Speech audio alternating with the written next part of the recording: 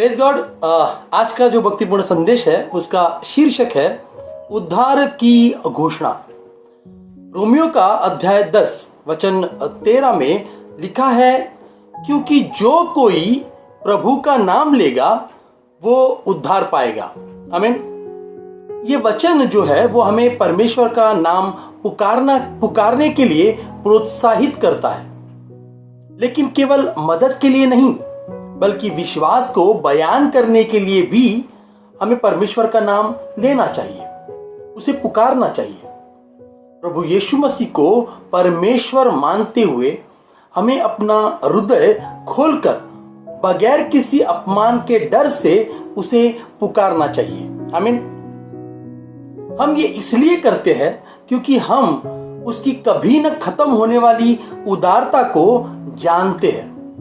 उदारता जो प्रचुर मात्रा में है, जो बिना किसी भेदभाव के हमको देता है।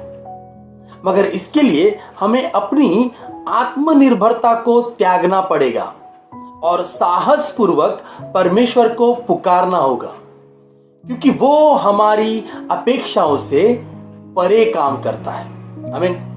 दोस्तों, इस वचन में पुकारने का जो मतलब है वो सिर्फ मदद नहीं है, ये सिर्फ मदद की पुकार नहीं है, यहां और भी कुछ है।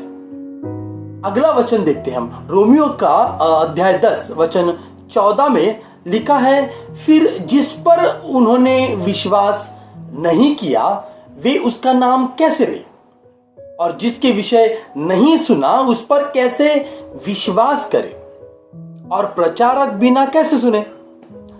जी हाँ, ये एक उद्धार की घोषणा है। ये उद्धार के लिए खुला न्योता है, खुला आमंत्रण है, परमेश्वर का बुलावा है कि परमेश्वर के वादे पर भरोसा करो, क्योंकि ये सिर्फ वादा नहीं है बल्कि ये एक वास्तविकता है, ये एक सच्चाई है। सुसमाचार, हमारा उद्धार एक हकीकत है। इसमें यहूदियों और अन्य जातियों के लिए उद्धार की घोषणा की गई है, लेकिन शायद कुछ इसे नहीं जानते हैं, इसलिए क्योंकि किसी ने उसे सुनाया नहीं है। और अगर किसी ने सुनाया नहीं है तो वो स्वीकारेंगे कैसे। दोस्तों, याद रखो, अगर परमेश्वर कुछ करना चाहता है तो वो उसकी तैयारी भी करता है, और यही हमारी सुसमाचार प्रचार की नींव है। दोस्तों, परमेश्वर अपने सेवक को यानी हमको भेजता है और हम उद्धार की घोषणा करते हैं। जो लोग हमारे जरिए परमेश्वर को ये कहते हुए सुनते हैं कि मसीह में जीवन है, वही उद्धार करता है, उसमें से कुछ उस पर विश्वास करते हैं, कुछ नहीं करते हैं। जो लोग विश्वास करते हैं वे परमेश्वर को पुकारते हैं, और जो लोग परमेश्वर को पुकारते हैं वे उद्धार पाते हैं। आमीन। तो क्यों ना इस उद्धार की घोषणा में हम सब शामिल हो जाएं। दोस्तों, ये दिसंबर का महीना है। वैसे तो हमें साल के 12 महीने सुसमाचार प्रचार करना चाहिए, मगर इस दिसंबर के महीने की खास बात यह है कि अन्य जाति ये जानते हैं, ये मानते हैं कि यीशु मसीह इस महीने में जन्मे हैं, तो वो इस उत्सव और उसका प्रचार का विरोध नहीं करते हैं, बल्कि मैंने देखा है कि इस क्रिसमस के उत्सव में वो खुद भी शामिल हो जाते हैं।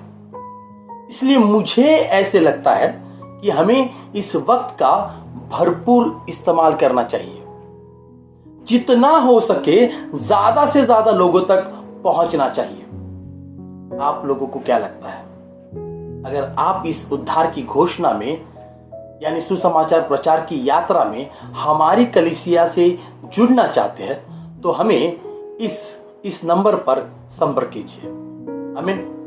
मैं प्रार्थना करता हूं कि आज का आपका दिन परमेश्वर के अनुग्रह से भरा हो। प्रभु यीशु मसीह के पवित्र नाम से मांगते हैं। आमीन। Thank you. God bless you all. परमेश्वर आप सबको आशीर्वादित करे।